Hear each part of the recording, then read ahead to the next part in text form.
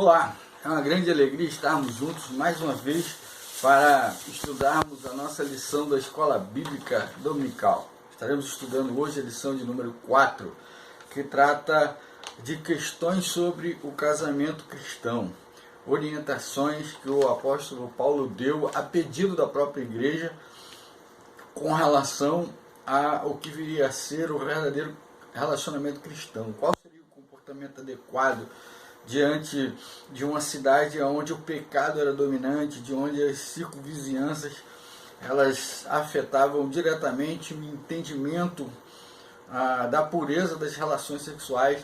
E o apóstolo Paulo, então, ele vem esclarecer isso a pedido da própria igreja. Antes de mais nada, quero convidar você que ainda não fez isso, que possa baixar a sua revista.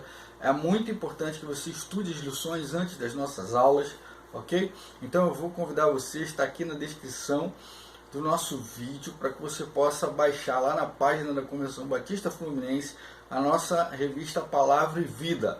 É o texto base das nossas lições.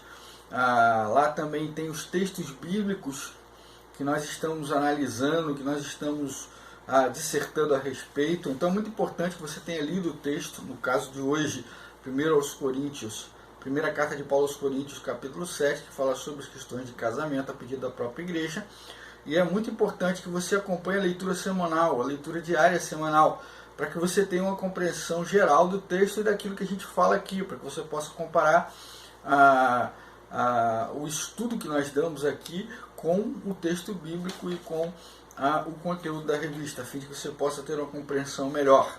O tempo é muito curto, nós temos que aproveitar bastante o tempo para poder trazer da maneira mais clara, da maneira mais inteligível, para que você possa ter um bom proveito e que isso possa realmente influenciar o seu desenvolvimento cristão, você possa estar cada vez mais perto da vontade de Deus, entendendo a luz do Espírito Santo de Deus, a iluminação do Espírito Santo de Deus, aquilo que Deus quer para a sua vida pessoalmente, ok?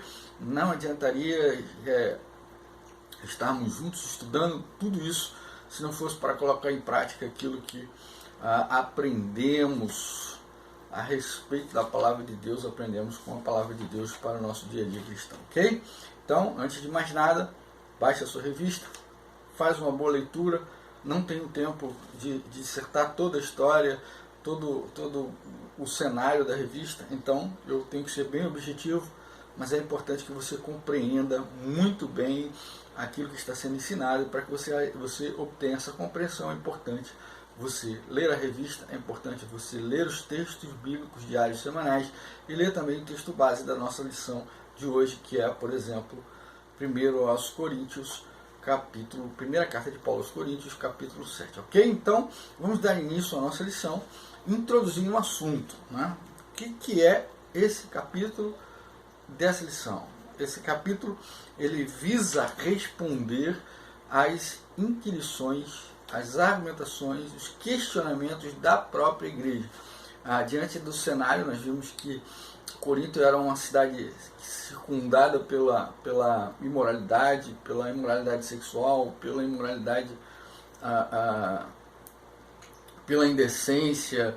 Nós vimos que era um lugar onde haviam situações que exigiam da igreja um pulso firme, uma posição constante.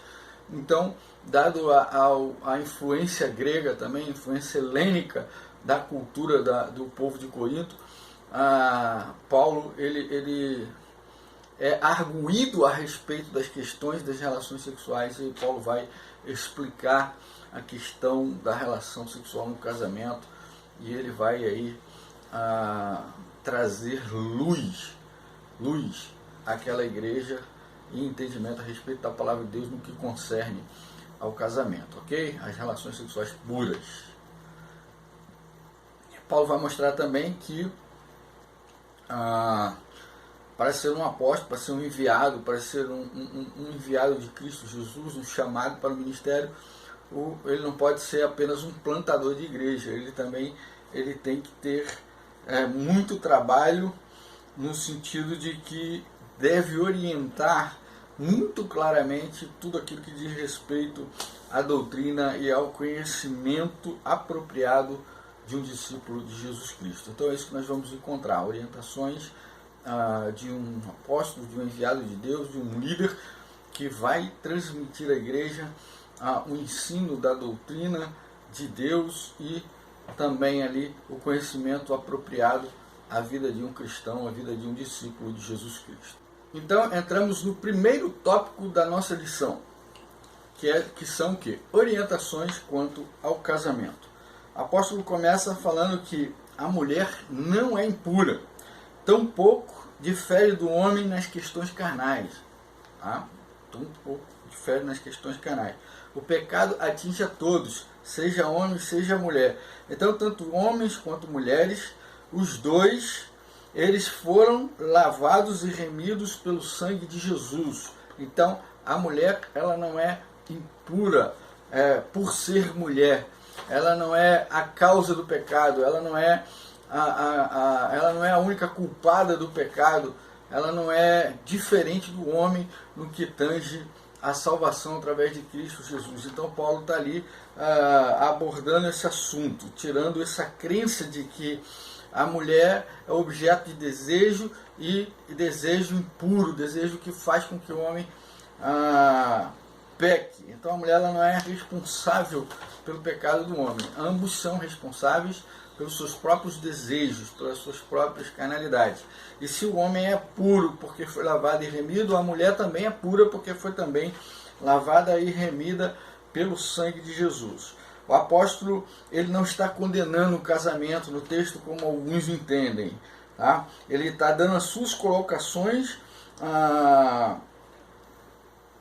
de como deve ser interpretada o texto e a frase que ele espelha lá em 1 Coríntios 7:1, né? Que ela deve ser interpretada à luz do contexto da igreja de Corinto, uma vez que o próprio Deus foi quem realizou o primeiro casamento, o casamento de Adão e Eva.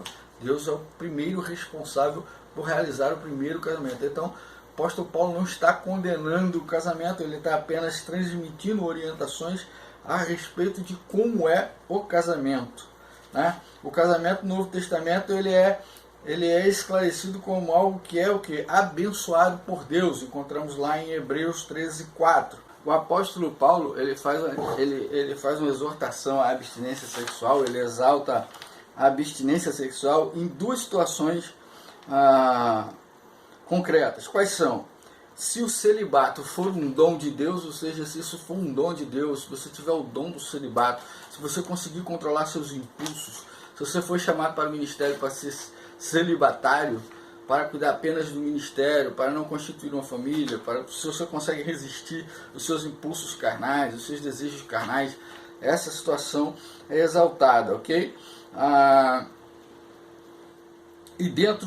E essa prática é dentro do casamento, ok? Quando de comum acordo o casal faz isso para que se dedique um tempo à oração e não por muito tempo. Eles têm que estar de comum acordo, o homem e a mulher, e praticar isso para um momento de oração, para um momento de espiritualidade com Deus, um momento de fé com Deus. Fora essas duas situações, não existe necessidade de exaltar-se o apóstolo não exalta e não determina que não haja relação sexual ou declara impureza da relação sexual. Isso é uma situação devido aos cultos e às prostitutas cultuais.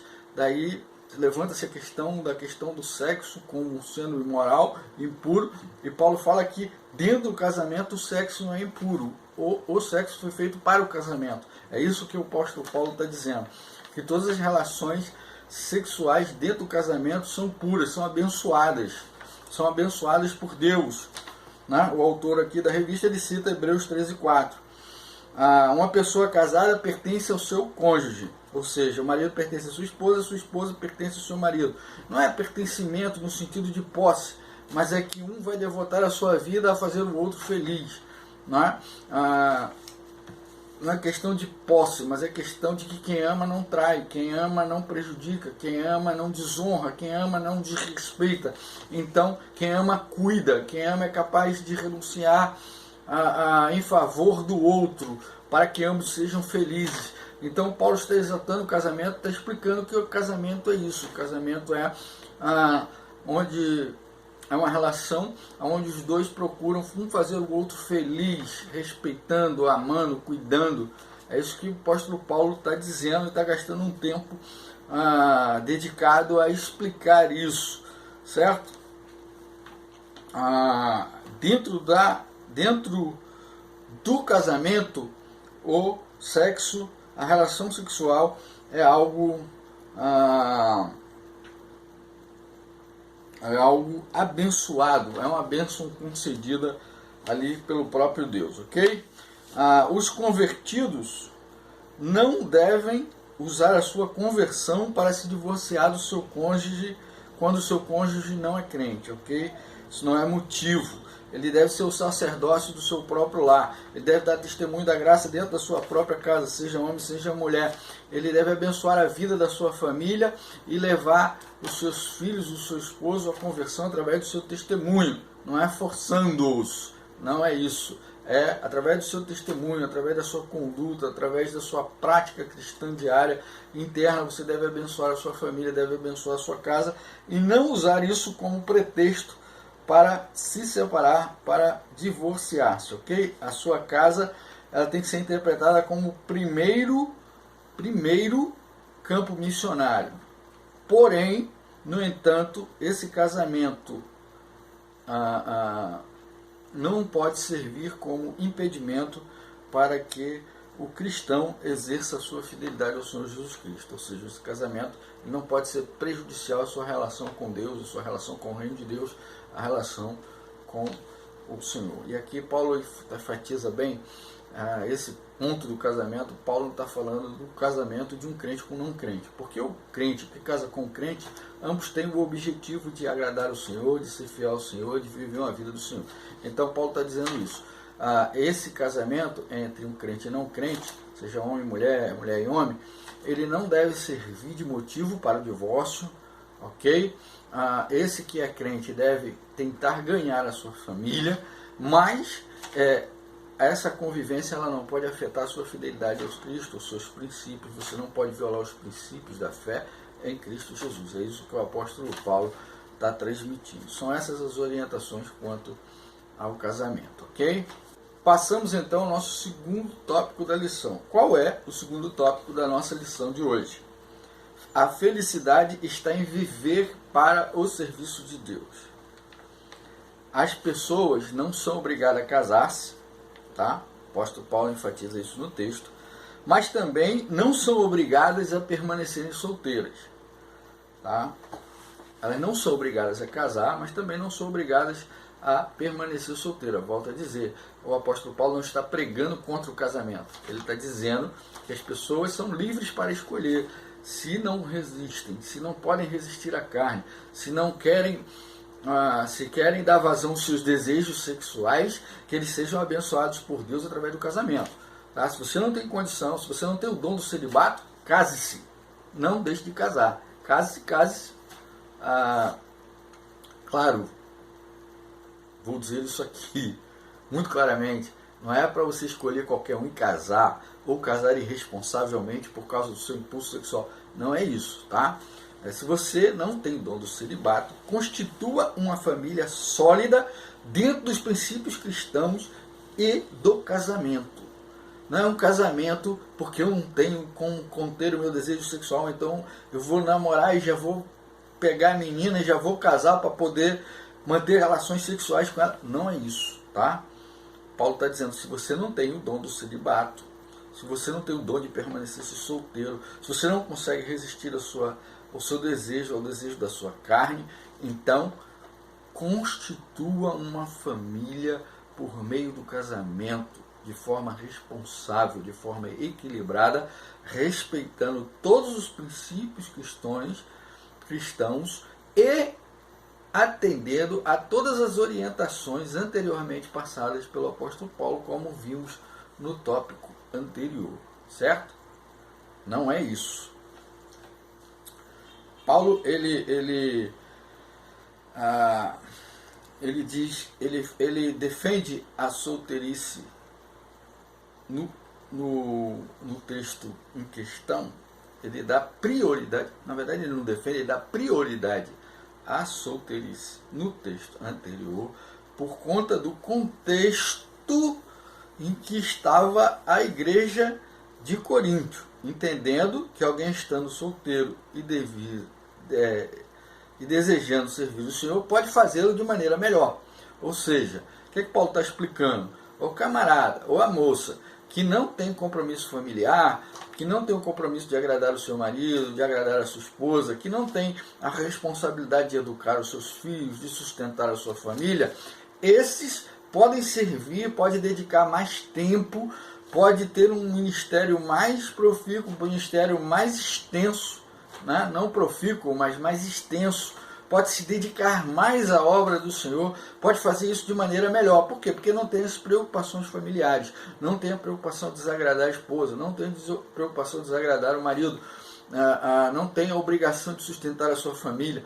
Então esses podem viver com menos, podem se dedicar mais e se aplicar mais exclusivamente na obra e no desenvolvimento do reino de Deus. É isso que o apóstolo Paulo está ensinando, tá, queridos? É isso que ele está querendo dizer. Ele está querendo dizer que a solteirice deve ser, as pessoas devem se abster do casamento. Não. O apóstolo está dizendo aqui, dentro do contexto, no contexto de dificuldade da igreja de Corinto, onde as relações são questionadas por causa da sua pureza, ele está dizendo que naquele contexto, no contexto de dificuldade, no contexto onde a igreja precisa se expandir, onde precisa de dedicação e tempo para as orientações, para o cuidado da igreja, ele está querendo dizer que aquele que permanece solteiro pode gastar e dedicar mais tempo à obra de Deus. Ele não está dizendo que o casado não pode, ele está dizendo que o cara que é solteiro, que a mulher que é solteira, eles podem dedicar mais tempo à obra, porque não tem as preocupações que são decorrentes da constituição familiar. Um pai ele tem que sustentar e orientar e educar os seus filhos, além de cumprir compromissos matrimoniais com a sua esposa. E aí estou falando só da questão sexual não, tá? Estou falando do compromisso, de dar tempo à esposa, de ouvir a esposa, de dialogar com ela, de fazer companhia a ela, a coisas que a agradem. Ele tem esse compromisso. Assim como a esposa tem o mesmo compromisso com o marido. Né? Na sociedade que a gente vive, diferente de Paulo, o homem hoje ele não ganha, né?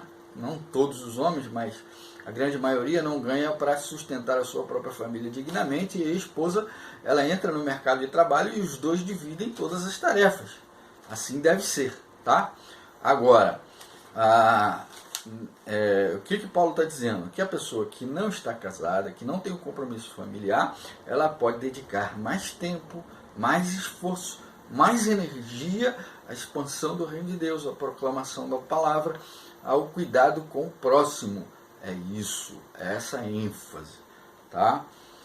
Se alguém resolveu permanecer solteiro, que honre a Deus solteiro, tá? Mas que não se orgulhe da sua solteirice, porque essa solteirice não faz dela melhor do que o casado, ok? Apenas dá uma melhor condição de servir ao reino, dado a possibilidade que tem de gastar mais tempo, mais energia, servindo ao Senhor, trabalhando pelo reino de Deus, né?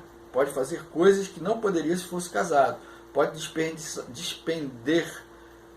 despender um tempo que não poderia despender se fosse casado, tá? São essas as questões que o apóstolo Paulo diz que aquele que é solteiro, melhor que permaneça solteiro, tá? Se alguém deseja casar, que faça do seu casamento um culto de amor e serviço ao Senhor, ok? Se alguém deseja casar, que faça do seu casamento um culto, né, de louvor e de amor ao serviço do Senhor. Se o cônjuge não for cristão, por exemplo, faça do seu casamento o seu primeiro campo missionário. Lute pelo seu esposo, lute pela sua esposa, né? Dê testemunho da graça, testemunho do Evangelho, fale da palavra com ele, busque estar com ele em comunhão, leve para que ele esteja em comunhão com a igreja junto com você, que ele possa participar mais ativamente, que ele possa se converter a Cristo Jesus.